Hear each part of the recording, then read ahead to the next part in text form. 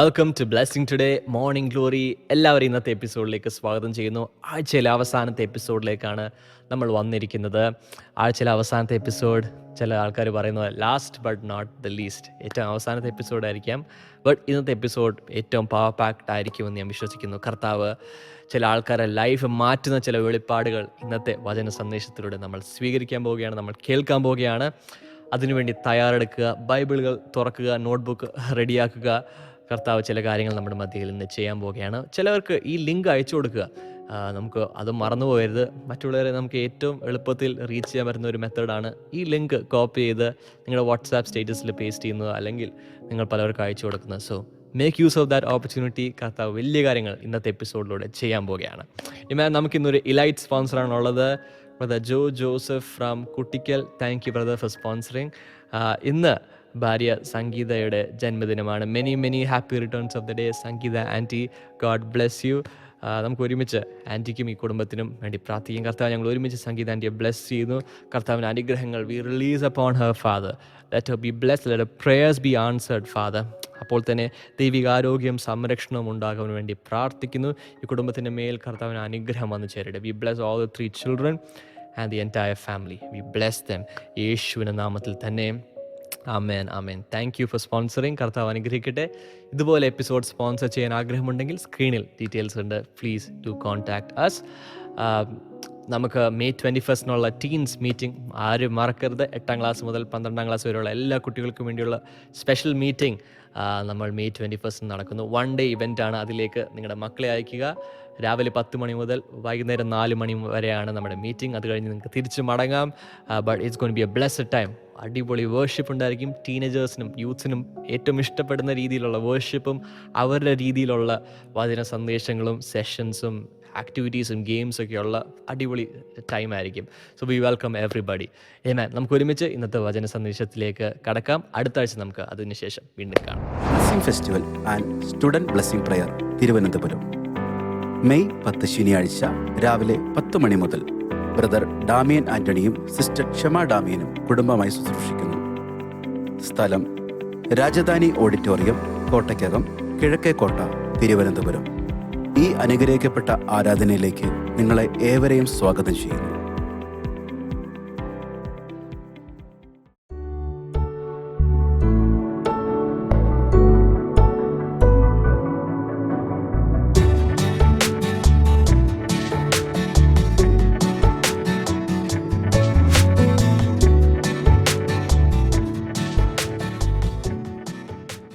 Welcome back.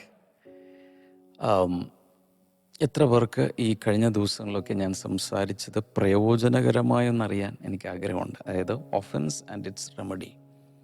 നമ്മുടെ എല്ലാവരുടെയും ജീവിതത്തിൽ ഒരു സാധാരണ വിശ്വാസിയാകാം, ഒരു ശുശ്രൂഷകനാകാം, ആരുടെയും ജീവിതത്തിൽ വരാവുന്ന, ദിവസേന വരാവുന്ന ഒന്നാണ് ഒഫൻസ്.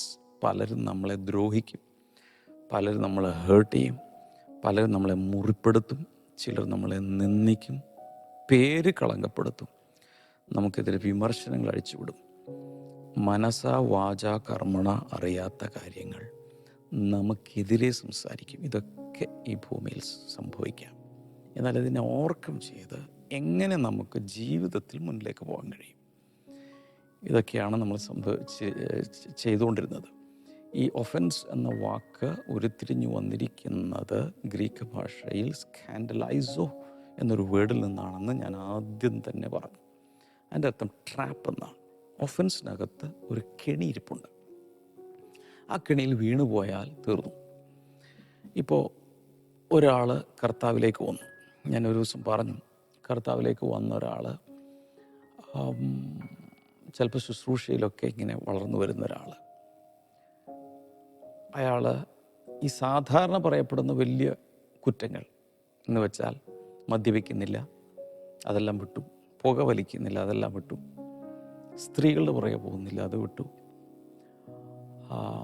മോഷ്ടിക്കുന്നില്ല.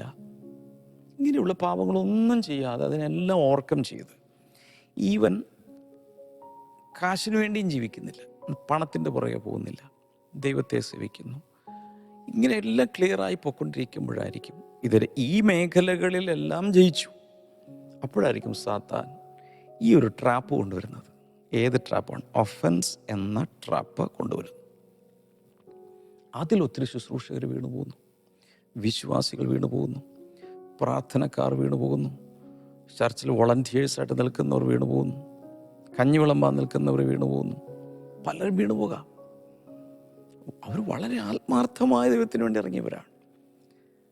ഈ പറഞ്ഞ പാപങ്ങളിലൊന്നും പോകാതെ അത്രയും ജയിച്ചവർ സാത്താൻ്റെ ഈ തന്ത്രത്തിൽ വീണുപോകും. അതുകൊണ്ടാണ് ഇതിനെ നിസ്സാരമായിട്ട് എടുക്കില്ലേ എന്ന് ഞാൻ പറയുന്നത്. ഒരുപക്ഷെ ലോക ചരിത്രത്തിൽ ഈ ഒരു വിഷയത്തിലാണ് അനേകർ വീണുപോയത്. സദൃശവാക്യങ്ങൾ 18-19, Proverbs 18 and verse 19, an offended brother is more unyielding than a fortified city. ദ്രോഹിക്കപ്പെട്ട സഹോദരൻ ഉറപ്പുള്ള പട്ടണത്തേക്കാൾ ദുർജയനാകുന്നു. അങ്ങനെയുള്ള പിണക്കം അരമനയുടെ ഓടാമ്പൽ പോലെ തന്നെ മലയാളത്തിൽ പറഞ്ഞിരിക്കുന്നത്. അപ്പോൾ ഒരാൾക്ക് ഒരു ഒഫൻസ് ഉണ്ടായി. An offended brother is more unyielding than a fortified city.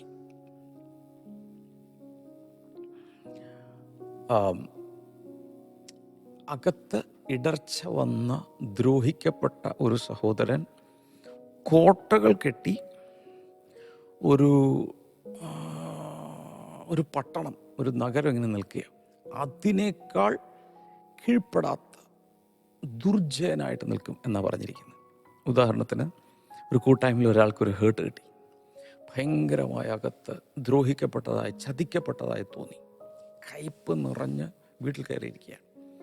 അപ്പോൾ പലരും, ബ്രദറെ കൂട്ടായ്മയിലേക്ക് തിരിച്ചു പോവാ, എങ്ങനെയെങ്കിലും ഞാൻ വരുന്നില്ല, ഇനി എന്നെ ആരും ഫോളോ അപ്പ് ചെയ്യണ്ട, ആരും ഇവിടെ വരണ്ട, എൻ്റെ ഫോൺ നമ്പർ വരെ നിങ്ങളുടെ എല്ലാ സിസ്റ്റത്തിൽ നിന്നും മാറ്റിയേക്കണം, ഗ്രൂപ്പുകളിൽ നിന്നൊക്കെ മാറ്റിയേക്കണം, അല്ലെങ്കിൽ ഞാൻ ലീവ് ചെയ്യും. അവരെല്ലാം ലീവ് ചെയ്യുന്നു. ബിക്കോസ് ഒഫൻഡഡ് ബ്രദർ അല്ലെങ്കിൽ ഒഫൻഡഡ് സിസ്റ്റർ എല്ലാത്തിൽ നിന്നും മാറുകയാണ്. ചിന്തിച്ചു നോക്കണം, എത്ര ക്ലിയർ ആയിട്ടാണ് ദൈവവചനം പറയുന്നത്. അകത്ത് ഒഫൻസ് ഉണ്ടായ ഒരു സഹോദരൻ ഒരു വലിയ പട്ടണത്തെ കീഴ്പ്പെടുത്തുന്നതിനേക്കാൾ പാടാണ് അകത്ത് ഇടർച്ച വന്ന ഒരാൾ. അവർ വാതിൽ കൂട്ടി അടയ്ക്കും, കോളിംഗ് ബെല്ലടിച്ചാൽ തുറക്കില്ല. ഇവിടെ സഭക്കാരും വരണ്ട, കാരണം അകത്ത് ഒഫൻസ്, വിഷമാണ്, വിഷം നിറഞ്ഞിരിക്കുക. ഇത് ദൈവമക്കൾ തമ്മിൽ വരാം. ഞാൻ പറഞ്ഞല്ലോ, പല പല സ്റ്റേജസിൽ അല്ലെങ്കിൽ പല പല തലങ്ങളിലുള്ളവർക്ക്, പല പല റിലേഷൻഷിപ്പിൻ്റെ തലങ്ങളിലുള്ളവർക്ക് ഇത് വരാം. യേശു ജീവിച്ചിരിക്കുമ്പോൾ തന്നെ, ഈ ഭൂമിയിലായിരിക്കുമ്പോൾ തന്നെ, ഒരു ദിവസം യേശു കർത്താവ് മുറിക്കകത്തേക്ക് വരുന്ന സമയത്ത് എല്ലാവരും അടിക്കാൻ തയ്യാറായി നിൽക്കുകയാണ്, ശിഷ്യന്മാരല്ല. വിഷയത്രേ ഉള്ളൂ, ആരാണ് ഏറ്റവും വലുത്? 12 എണ്ണമുണ്ട്. ഇതിലേറ്റവും ടോപ്പ് ആരാണ്? പത്രോസിൻ്റെതായ കാര്യങ്ങൾ പറയാനുണ്ട്. യേശു എന്നെയാണ് എല്ലാ കാര്യങ്ങളും ഏൽപ്പിച്ചിരിക്കുന്നത്, I am the chief. Anthros എന്നിട്ട് അന്ത്രോസിന് പറയാം, ഞാനാണ് നിന്നെ വിശ്വാസത്തിൽ കൊണ്ടുവന്നത്, ഞാനാണ് ആദ്യം പ്രാർത്ഥനയ്ക്ക് പോയി യേശുവിനെ കണ്ടെത്തിയ ഞാനാണ്. ഞാൻ വിളിച്ചിട്ടല്ലേ നീ വന്ന, അല്ലെങ്കിൽ ഇന്ന് നീ വിശ്വാസത്തിലുണ്ടാകുമോ? അവിടെ ഇരി. ഫിലിപ്പോസിന് ചില കാര്യങ്ങൾ പറയാനുണ്ട്. കാരണം വലിയ മെഗാ ക്രൂസൈഡൊക്കെ നടക്കുന്ന സമയത്ത് കണക്കുകൾ ആരാ നോക്കിയത്? ഞാനല്ലേ നോക്കിയിട്ട് പറഞ്ഞ് 200 വെള്ളിക്കാശിന് അപ്പം മേടിച്ചാൽ പോലും, കാരണം ഹീസ് ദി അക്കൗണ്ടൻറ്റ്. പറയാം, യൂദായ്ക്ക് എഴുന്നേറ്റ് പറയാം, ഞാനാണ് ഫൈനാൻസ് മിനിസ്റ്റർ, കർത്താവ് യേശു എന്നെയാണ് വിശ്വസിച്ചത് ഏൽപ്പിച്ചിരിക്കുന്നത്. ഇങ്ങനെ ഓരോരുത്തർക്കും അവരവരുടേതായ വാദഗതികളുണ്ട്. ഞാനല്ല നിന്നെ വിശ്വാസത്തിൽ കൊണ്ടത്, പലരും വഴിയാണ് വന്നത്. ഫിലിപ്പോസാണ് നഥനയേലിനെ കൊണ്ടുവന്നത്. അപ്പോൾ ഫിലിപ്പോസിന് പറയാം, ഞാനാണ് നിന്നെ വിശ്വാസത്തിൽ കൊണ്ടുവന്നത്, നിയമണ്ടായിരിക്കട്ടെ, ഞാനവരത്. എല്ലാവരും അവരവരുടെ രീതിയിൽ കൂട്ടത്തല്ല് വീഴുന്ന പരുവത്തിൽ നിൽക്കുമ്പോഴാണ് യേശു കയറി വന്നത്. നിങ്ങളിൽ വലിയവനാകാൻ ആരെങ്കിലും ആഗ്രഹിക്കുന്നുണ്ടെങ്കിൽ നോ പ്രോബ്ലം, പക്ഷേ മറ്റുള്ളവരുടെ കാല് കഴുകുക, മറ്റുള്ളവരെ സെർവ് ചെയ്യണമെന്നുള്ളത് സെർവൻ ലീഡർഷിപ്പ് പഠിപ്പിച്ചു. അപ്പോൾ അവർ ഡെയിലി പ്രശ്നം ഉണ്ടായിരുന്നു. അങ്ങോട്ടും ഇങ്ങോട്ടും ഒഫൻഡ് ചെയ്യുന്ന, ഞാനാണ് വലുതെന്ന് പറയുന്ന ഈഗോ, സെൽഫ് സെൻറ്റേർഡ് നേച്ചറൊക്കെ അവരുടെ ഇടയിൽ ഉണ്ടായിരുന്നു. അതവിടെ നിൽക്കട്ടെ. ഇതെല്ലാം കഴിഞ്ഞ് യേശു മരിച്ചു അടക്കപ്പെട്ടു ഉയർത്തെന്നിട്ട് പോയി. പരിശുദ്ധാത്മാവ് അപ്പോസ്തലപ്രവൃത്തികൾ 2-ാം അധ്യായത്തിൽ വന്നു. അതിനുശേഷം 8-ാം അധ്യായം വരെ ഭയങ്കരമായ വളർച്ചയും പീഡനങ്ങളൊക്കെ ആയിട്ട് പോയി. 9-ാം അധ്യായത്തിൽ ശൗൽ എന്ന് പറയുന്ന മനുഷ്യൻ ഭയങ്കരമായി ക്രൈസ്തവ സഭയെ പീഡിപ്പിക്കുന്നു. 10-ാം അധ്യായത്തിലേക്ക് വരുമ്പോൾ ഓരോരോ കാര്യങ്ങൾ ഇങ്ങനെ വന്നുകൊണ്ടിരിക്കുക. 10-ാം അധ്യായത്തിൽ പത്രോസ് അതിലൂടെ ജാതികളിടയിലേക്കൊക്കെ വരുന്നു. 11, 12, 13-ാം അധ്യായമൊക്കെ എത്തിയപ്പോഴേക്കും അന്ത്യോക്യയിൽ വലിയൊരു ഉപവാസ പ്രാർത്ഥന നടക്കുന്നു. ഇതാ പൗലോസിനെയും ബർണബാസിനെയും മിഷണറിമാരായി അന്ത്യോക്യ സഭ റിലീസ് ചെയ്യുകയാണ്. നിങ്ങൾ സുവിശേഷീകരണത്തിനും സഭാസ്ഥാപനത്തിനുമായി പരിശുദ്ധാത്മാവ് കൊണ്ടുവന്ന റൂട്ടിൽ പോയിട്ട് സഭകൾ സ്ഥാപിച്ചോളാൻ പറഞ്ഞു. അവരെല്ലാം കൂടി പ്രാർത്ഥിച്ച് കൈവച്ചയച്ചു. 1-ാം മിഷണറി യാത്ര ടീം ഫോം ചെയ്തു. അതിൽ പൗലോസുണ്ട്, ബർണബാസുണ്ട്, പലരും ഉണ്ട്. അതിൽ കൂട്ടത്തിലൊരു ചെറിയൊരു ചെറുക്കനുണ്ടായിരുന്നു, പേര് ജോൺ മാർക്ക്. അങ്ങനെ പോയി. പക്ഷേ കുറേ ട്രാവൽ ചെയ്ത് കഴിഞ്ഞപ്പോൾ ജോൺ മാർക്ക് പറഞ്ഞു, എനിക്ക് വീട്ടിൽ പോകണം, എനിക്ക് മിനിസ്ട്രിയിൽ തുടരാൻ പറ്റില്ല, എനിക്ക് വീട്ടിൽ പോകണം. അപ്പോൾ പൗലോസ് പറഞ്ഞു, മോനെ, കലപ്പൊക്കെ കൈവച്ച ശേഷം പിന്തിരിഞ്ഞു നോക്കിയാൽ ദൈവരാജ്യത്തിന് കൊള്ളാവുന്നവനല്ല, അതുകൊണ്ട് നീ നിൽക്കുക, ഞാൻ പ്രാർത്ഥിക്കാം, നിനക്ക് എന്തെങ്കിലും ബുദ്ധിമുട്ടുണ്ടെങ്കിൽ ഞങ്ങൾ പ്രാർത്ഥിക്കാം, നീ നിൽക്കുക. അവൻ പിന്നും പറയാണ്, നമ്മുടെ ഭാഷ പ്രാച്ചായ, എനിക്ക് വീട്ടിൽ പോകണം, എനിക്ക് വീട്ടിൽ പോകണം. പല പ്രാവശ്യം പറഞ്ഞു. അപ്പോൾ ഒരു ദിവസം നോക്കുമ്പോൾ അവൻ്റെ ബാഗും ഇല്ല, ഒന്നുമില്ല, ആള് പോയി. ഈ ജോൺ മാർക്ക് എന്ന് പറയുന്നത് ബർണബാസിൻ്റെ കസിനാണ്. അവർ തമ്മിൽ ബന്ധുക്കളാണ്. ഓക്കെ, അങ്ങനെ 1-ാം മിഷണറി യാത്ര കഴിഞ്ഞു. 2-ാം മിഷണറി യാത്രയുടെ ടീം ഫോർമേഷൻ നടക്കുകയാണ്. പൗലോസുണ്ട്, ബർണബാസുണ്ട്, എല്ലാവരും ഉണ്ട്. ആ സമയത്ത് വീണ്ടും ജോൺ മാർക്കിനെ ടീമിൽ കയറ്റണമെന്ന് ബർണബാസ് പറയുകയാണ്. വേറൊന്നുമല്ല, ബർണബാസിൻ്റെ നേച്ചറാണ് ആരെയും താങ്ങുന്ന, ആരെയും വളർത്തിയെടുക്കാനും സ്റ്റേജുകൾ കൊടുക്കാനും ഒക്കെ ആഗ്രഹിക്കുന്നൊരു ക്യാരക്ടറാണ് ബർണബാസ്. കാരണം ബർണബാസ് എന്നൊരു ക്യാരക്ടർ ഇല്ലായിരുന്നെങ്കിൽ പൗലോസ് എന്നൊരു അപ്പസ്തോലൻ ഉണ്ടാകുമായിരുന്നില്ല. അദ്ദേഹം രക്ഷിക്കപ്പെട്ടു, വലിയ എൻകൗണ്ടറൊക്കെ ഉണ്ടായ നടു റോഡിൽ. പക്ഷെ അതിന് ശേഷം ഒരു സഭയിൽ പോലും ഒരു സാക്ഷ്യം പറയാൻ പോലും പൗലോസിന് ആളുകൾ സമ്മതിച്ചിരുന്നില്ല. കാരണം എക്സ് ടെററിസ്റ്റാണ്. എത്രത്തോളം വിശ്വസിക്കാമെന്നറിയില്ല. അവനിവിടെ എല്ലാം വന്നിട്ട് ഇത് മുഴുവൻ സ്പൈ വർക്ക് ചെയ്തിട്ട് അടുത്ത ബോംബ് പൊട്ടിക്കും, അടുത്ത പിടിച്ചോണ്ട് പോവും, കൊല്ലും. അതുകൊണ്ട് ജനങ്ങൾ അവനെ വിശ്വസിച്ചില്ല. അതുകൊണ്ട് ശൗല് വീട്ടിലിരിപ്പായി. ആ സമയത്താണ് ഈ ബർണബാസ് വന്നിട്ട് അവനോട് പറഞ്ഞു, വാ ബ്രദറെ, വാ ബ്രോ, വാ, ഞാൻ കൊണ്ടുപോവാം. അങ്ങനെ കൊണ്ടുപോയി താൻ മിനിസ്ട്രിക്ക് പോകുന്ന സ്ഥലങ്ങളിലെല്ലാം തന്നെ കൊണ്ട് സാക്ഷ്യം പറയിപ്പിച്ചും വചനം പറയിപ്പിച്ചും കുറേശ്ശെയായി തന്നെ വളർത്തിയെടുത്താണ് തന്നെ ഇതിലേക്ക് കൊണ്ടുവന്നത്. അപ്പോൾ ബർണബാസിനെ സംബന്ധിച്ചിടത്തോളം പൗലോസ് ആവശ്യമാണ്. തൻ്റെ ബന്ധുവായതുകൊണ്ട്, കസിനായതുകൊണ്ട് ജോൺ മാർക്കിനെയും ഉപേക്ഷിക്കാൻ സാധ്യമല്ല. അതിനിടയ്ക്ക് ജോൺ മാർക്ക് ബർണബാസിനോട് പറഞ്ഞു, ഞാൻ അടുത്ത ട്രിപ്പിലേക്ക് എനിക്ക് കയറിയാൽ കൊള്ളാമെന്നുണ്ട്. പൗലോസ് പറഞ്ഞു, no way. No way means no way. John മാർക്കിനെ ഈ മിഷണറി യാത്രയിൽ കൊണ്ടുപോകുന്ന പ്രശ്നമില്ല. കാരണം ഇവരിടയ്ക്ക് വെച്ചിട്ടിട്ട് പോകും. കഴിഞ്ഞ പ്രാവശ്യം എന്താ സംഭവിച്ചത്? നാം ടീമെല്ലാം ഫോം ചെയ്ത് അവൻ്റെ ഡ്യൂട്ടി എല്ലാം കൊടുത്തു കഴിഞ്ഞപ്പോൾ അവൻ പൊക്കളഞ്ഞു. അതുകൊണ്ട് അവന് ഒരു കാരണവശാലും ഈ ട്രിപ്പിൽ കയറ്റാൻ പറ്റില്ല. ബർണബാസ് പറഞ്ഞു, bro Paul, please cool down. അവനെയും നമ്മൾ രക്ഷിച്ചേ പറ്റൂ. അവനൊരബദ്ധം പറ്റി. ഇപ്പോൾ പത്രോസിനെ പിന്മാറ്റത്തിൽ പോയ പത്രോസിനെ കർത്താവ് തിരിച്ചെടുത്തില്ലേ? നമുക്കെല്ലാം പരാജയങ്ങൾ ഉണ്ടായിട്ടില്ലേ? ഞാൻ എൻ്റെതായ ഭാഷയിൽ പൊലിപ്പിച്ച് പറയുകയാണ് ഈ കോണ്ടെക്സ്റ്റ് മനസ്സിലാക്കാൻ വേണ്ടി. അതുകൊണ്ട് അവനൊരു ചാൻസ് കൊടുത്തേ പറ്റൂ. പൗലോസ് പറഞ്ഞു, ഒരു കാരണവശാലും അവനെയും കൊണ്ട് നമുക്ക് പോകാൻ പറ്റില്ല. അവിടെ വെച്ച് അവർ തമ്മിലൊരു ഭയങ്കര ഡിസഗ്രിമെൻ്റ് ഉണ്ടായി. എന്നിട്ട് അവിടെ വെച്ച് അവർ 2 ടീമായി തിരിഞ്ഞു. ഞാൻ പറയാം, അപ്പോസ്തല പ്രവൃത്തികൾ 15-ാം അധ്യായം 36 മുതൽ ഉള്ള വചനഭാഗം. Sometime later, Paul said to Barnabas, let's go back and visit the believers in all the towns where we preach the word of the Lord and see how they are doing. Barnabas wanted to take John, also called Mark, with them. But Paul did not think it wise to take him because he had deserted them in Pamphylia and had not continued with them in the work. They had such a sharp disagreement that they parted company. Barnabas took Mark and sailed for Cyprus. But Paul chose Silas and left, commended by the believers to the grace of the Lord. He went through Syria and Cilicia, strengthening the churches. Malayalam കൂടി വായിക്കണ്ടേ? ഞാനിടയ്ക്ക് കുറച്ച് English വായിക്കുന്നത് English ചുവയുള്ള അല്ലെങ്കിൽ മലയാളം മനസ്സിലാക്കാത്ത പലർക്കും ഒരു touch കിട്ടാൻ വേണ്ടിയിട്ടാണ്. പലർക്കും നന്നായിട്ട് മലയാളം അറിയില്ല. സോ ഞാനിതൊന്നും എടുത്തോട്ടെ. 35 മുതൽ. കുറേ നാൾ കഴിഞ്ഞിട്ട് പൗലോസ് ബർന്നബാസിനോട്, നാം കർത്താവിൻ്റെ വചനം അറിയിച്ച പട്ടണം തോറും പിന്നെയും ചെന്ന് സഹോദരന്മാർ എങ്ങനെ ഇരിക്കുന്നതെന്ന് നോക്കുക എന്ന് പറഞ്ഞു. മർക്കോസ് എന്ന യോഹന്നാനെയും കൂട്ടിക്കൊണ്ടു പോകുവാൻ ബർന്നബാസ് ഇച്ഛിച്ചു. പൗലോസോ പംഫുല്യയിൽ നിന്ന് തങ്ങളെ വിട്ട് പ്രവൃത്തിക്ക് വരാതെ എന്ന് പറഞ്ഞാൽ ശുശ്രൂഷയ്ക്ക് വരാതെ പോയവനെ കൂട്ടിക്കൊണ്ടു പോകുന്നത് യോഗ്യമല്ല എന്ന് നിരൂപിച്ചു. അങ്ങനെ അവർ തമ്മിൽ ഉഗ്രവാദമുണ്ടായിട്ട്, ആർ തമ്മിൽ? പൗലോസും ബർന്നബാസും രണ്ടുപേരും അപ്പസ്തോലന്മാരാണ്. ആരും കുറഞ്ഞവനല്ല. രണ്ടുപേർക്കും വിളിയുണ്ട്. ബർന്നബാസിൻ്റെ കർത്താവ് ശക്തമായി ഉപയോഗിച്ചു ആ കാലങ്ങളിൽ. പൗലോസിനെ പിൽക്കാലത്തെ ശക്തമായി ഉപയോഗിച്ചു. രണ്ടുപേരും അഭിഷിക്തന്മാരാണ്. പക്ഷേ ഈ ഒറ്റ കാര്യത്തിൽ, ജോൺ മാർക്ക് എന്ന ഒരു യുവാവിൻ്റെ കാര്യത്തിൽ ഉഗ്രവാദമുണ്ടായിട്ട് അവർ തമ്മിൽ 2 ടീമായി പിരിഞ്ഞു.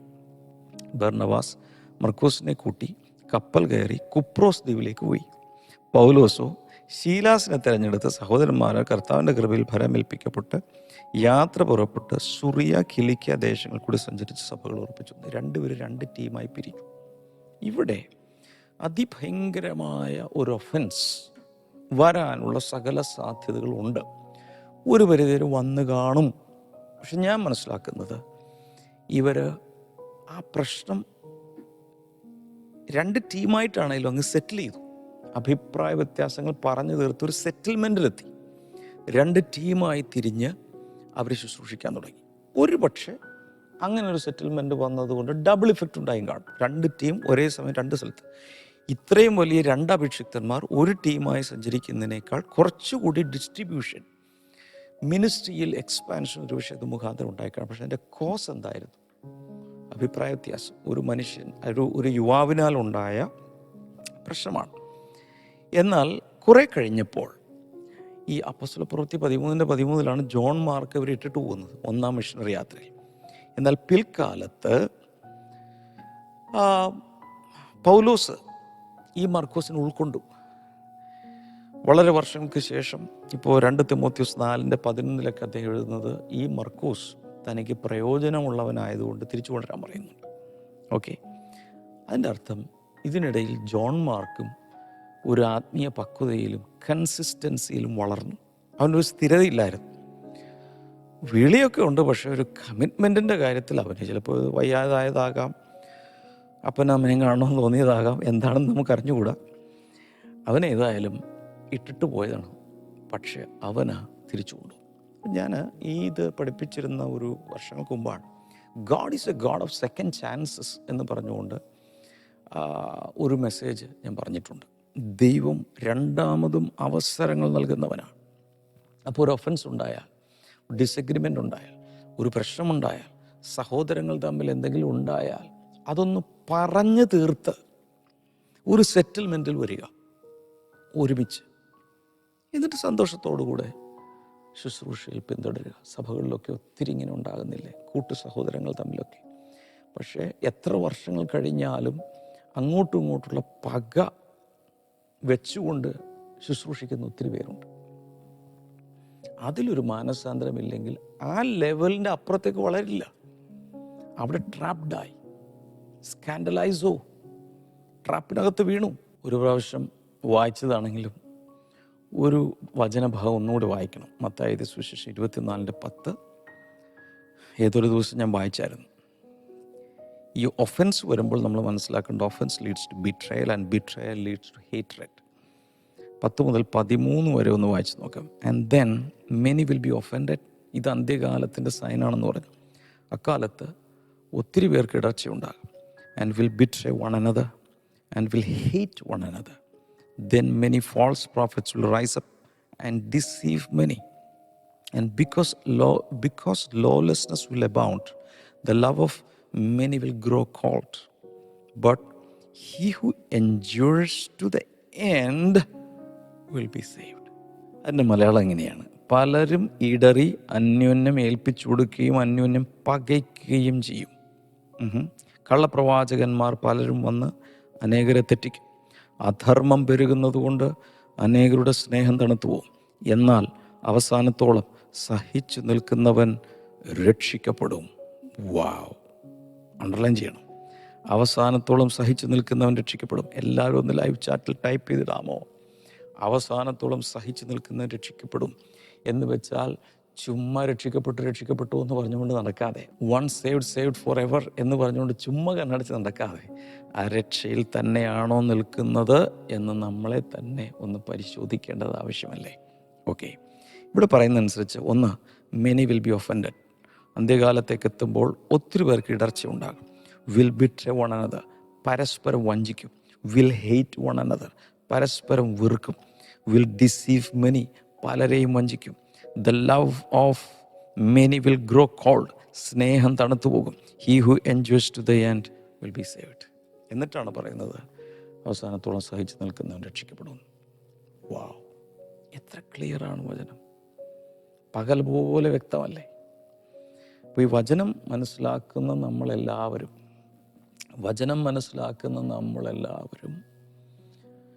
ഈ ഒരു കാര്യം ശ്രദ്ധിക്കുക. ഇതെല്ലാം തുടങ്ങുന്ന ഒഫൻസിൽ നിന്നാണ് അല്ലേ? ഇപ്പോൾ ഈ 24:10 ഇടർച്ചകൾ ഉണ്ടാക്കും പിശാച്. ഞാൻ വീണ്ടും പറയുന്നു, നിങ്ങളൊരു പക്ഷേ പോണോഗ്രഫിയെ ജയിച്ചിരിക്കാം, മദ്യപാനത്തെ ജയിച്ചിരിക്കാം, വ്യഭിചാരം ചെയ്യുന്ന പരിപാടിയൊക്കെ ജയിച്ചിരിക്കാം, കള്ളസത്യം പറയുന്നില്ല, കക്കാൻ പോകുന്നില്ല, പുകവലിക്കുന്നില്ല, മേജർ സിൻസ് ഒന്നും ചെയ്യുന്നില്ല. ഇതിലൊന്നും പിശാചിന് നിങ്ങളെ വീഴ്ത്താൻ പറ്റിയിട്ടില്ല. എന്നാൽ വലിയ വിശുദ്ധന്മാരെന്ന് അഭിമാനിക്കുന്നവർ പോലും, വലിയ അഭിഷേകത്തിൽ ശുശ്രൂഷിക്കുന്നവർ പോലും ഈ ഒഫൻസ് എന്ന വിഷയത്തിൽ വീണുപോയിട്ടുണ്ട്. അനേകർ, 1-2 പേരൊന്നുമല്ല. ഇപ്പോഴും നിങ്ങൾക്ക് നോക്കാൻ ചില വീഡിയോകൾ TV-യിലോ യൂട്യൂബിലോ ഫേസ്ബുക്കിലോ സോഷ്യൽ മീഡിയകളിലോ വരുന്ന ചിലരുടെ വീഡിയോകൾ ശ്രദ്ധിച്ചാൽ അറിയാം, ഒഫൻസിലിരുന്നു കൊണ്ടാണ് അവർ സംസാരിക്കുന്നത്. അവരുടെ മുറിവിലിരുന്നു കൊണ്ടാണ് അവർ സംസാരിക്കുന്നത്. ആരോടൊക്കെയുള്ള പക ഈ വീഡിയോയിലൂടെ തുറന്നു പറയുകയാണ്. ചിലരൊക്കെ അവരെ കൊല്ലുകയാണ്, വാക്കുകൾ കൊണ്ട് കശാപ്പ് ചെയ്യുന്നു, മിൻസ് ചെയ്യുകയാണ്. ഇതിൻ്റെ എല്ലാം പുറകിൽ എവിടേക്കെയോ ഏതൊക്കെയോ കൂട്ടായ്മകളിൽ അവർക്ക് ലഭിച്ച ഒഫൻസാണ് ഇന്ന് വിഷം തുപ്പി പുറത്തേക്ക് വന്നുകൊണ്ടിരിക്കുന്നത്. അതുകൊണ്ട് അവരെല്ലാവരെയും അടച്ച് ചീത്ത വിളിക്കും, കാണുന്നവരെല്ലാം പറയും. അങ്ങനെയുള്ള ഒരു വീഡിയോയും ദയവായി കാണരുത്. ആത്മീയ വർധനയ്ക്കല്ലാത്ത ഒന്നും കാണരുത്, കേൾക്കരുത്, പറയരുത്. അവരവരെ തന്നെ പ്രൊട്ടക്റ്റ് ചെയ്യണ്ടേ, അവിടെ എത്തണ്ടേ. ഒരുത്തൻ മല്ല് കെട്ടിയാലും ചട്ടപ്രകാരം പോരായെങ്കിൽ കിരീടം പ്രാപിക്കുകയില്ലെന്ന് പൗലോസ് തിമോത്തിയോസിനോട് എഴുതുകയാണ്. മോനെ, നീ ശുശ്രൂഷയ്ക്കൊക്കെ ഇറങ്ങിയത് നല്ലതാ, വിശ്വാസം ഉണ്ടെന്നൊക്കെ പറയുന്നത് നല്ലതാ, ഈ ഓട്ടമൊക്കെ നല്ലതാ. പക്ഷേ ചട്ടപ്രകാരം ആ ട്രാക്കിൽ, അത്ലറ്റിക്സിൽ, സ്പോർട്സിൽ റൂൾസ് ഉണ്ട്. ആ റൂൾസ് അനുസരിച്ച് ചെയ്യണം, എങ്കിൽ മാത്രമേ നിനക്ക് കിരീടമുള്ളൂ. അതുകൊണ്ട് വളരെ സൂക്ഷിക്കണമെന്നല്ലേ പറയുന്നത്. ഞാനൊരു വചനം കൂടി വായിച്ചോട്ടെ. ഒരു പ്രാവശ്യം വായിച്ചിട്ടുള്ള വചനം തന്നെയാണ്. ഉൽപ്പത്തി പുസ്തകം 50:20. You intended to harm me, but God intended it for good to accomplish what is now being done, the saving of many lives. ഇത് ഉൽപ്പത്തി പുസ്തകം അവസാനിക്കുമ്പോൾ യോസഫ് പറയുന്ന സഹോദരങ്ങളോട് പറയുന്ന, സഹോദരങ്ങൾ തന്നെ വഞ്ചിച്ചു, ഏറ്റവും അടുത്തവർ കൂടപ്പിറപ്പുകൾ തന്നെ വഞ്ചിച്ചു, വിറ്റു, നശിപ്പിച്ചു, ജീവിതം കളഞ്ഞു. ഞാൻ ആദ്യം കഴിഞ്ഞ മൺഡേ നിങ്ങളോട് പറഞ്ഞാണ്, ഒരു സഹോദരനുമായി ഞാൻ സംസാരിക്കുമ്പോൾ തൻ്റെ ബാല്യകാലം നശിപ്പിച്ച, യൗവനകാലം നശിപ്പിച്ചവരോട് ഇന്നും പകയുമായിട്ട് ഇങ്ങനെ നിൽക്കുകയാണ്. എന്നെ അടിച്ചില്ലെന്നുള്ളൂ, ഞാനതൊന്ന് സോൾവ് ചെയ്യാൻ വേണ്ടി, അദ്ദേഹത്തെ പാസിഫൈ ചെയ്യാൻ വേണ്ടി ശ്രമിച്ചപ്പോൾ അദ്ദേഹം ഇങ്ങനെ കയർത്തു വരികയാണ്. എൻ്റെ നഷ്ടപ്പെട്ട യൗവനം തിരിച്ചു കിട്ടോ ബ്രദർ? പക്ഷേ ഈ മനുഷ്യൻ്റെ യൗവനം നഷ്ടപ്പെട്ടു. ആരുടെ? ജോസഫ് എന്ന മനുഷ്യൻ്റെ യൗവനം നഷ്ടപ്പെട്ടിരിക്കും. ഉള്ളിൽ കരച്ചിൽ വരുന്നു. ജോസഫിൻ്റെ കാര്യം പറഞ്ഞാൽ കരയും. ജീവിതകാലം മുഴുവൻ നശിച്ചു. അടിമവേല വരെ ചെയ്തു. കാരാഗ്രഹ ജയിലിൽ പോയി. താൻ വല്ല കുറ്റം ചെയ്തിട്ടാണോ?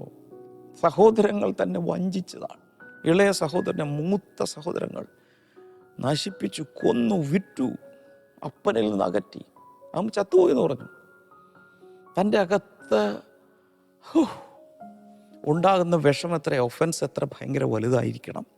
എന്നാൽ അദ്ദേഹം അതിനെ അതിജീവിച്ചത് കൊണ്ടാണ് ആ രാജ്യത്തെ ഒരു വലിയ പദവിയിലേക്ക് ദൈവം ഉയർത്തിയത്. ആ ഒഫൻസിനെ അവൻ ജയിച്ചു. ആ ഒഫൻസിനെ ജയിച്ചത് എങ്ങനെ മനസ്സിലായി? ഈ വചനത്തിലൂടെ. ഒന്നെടുത്ത് വായിക്കാം. ഉൽപ്പത്തി പുസ്തകം ആദ്യത്തെ പുസ്തകമല്ലേ? ആദ്യത്തെ പുസ്തകത്തിൻ്റെ അവസാനത്തെ അധ്യായം 20-ാം വചനം.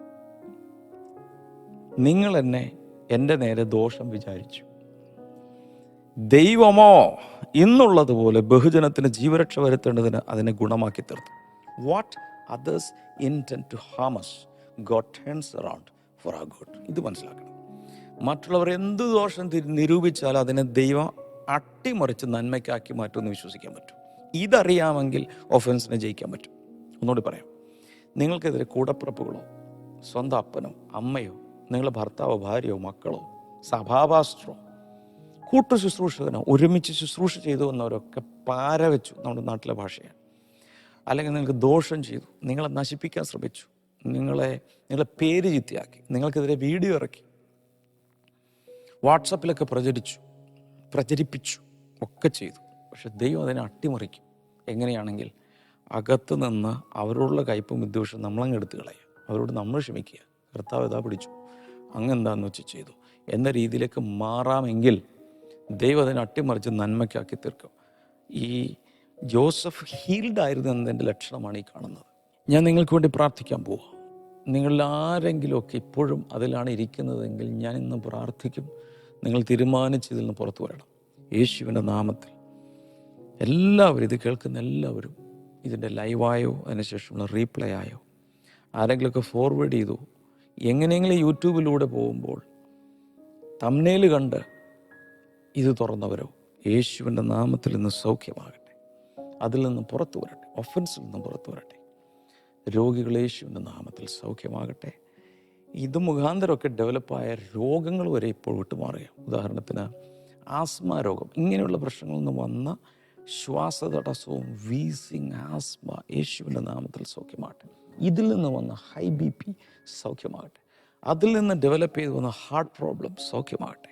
അതിൽ നിന്ന് പുറപ്പെട്ടു വന്ന സ്റ്റൊമക് പ്രോബ്ലം സൗഖ്യമാകട്ടെ.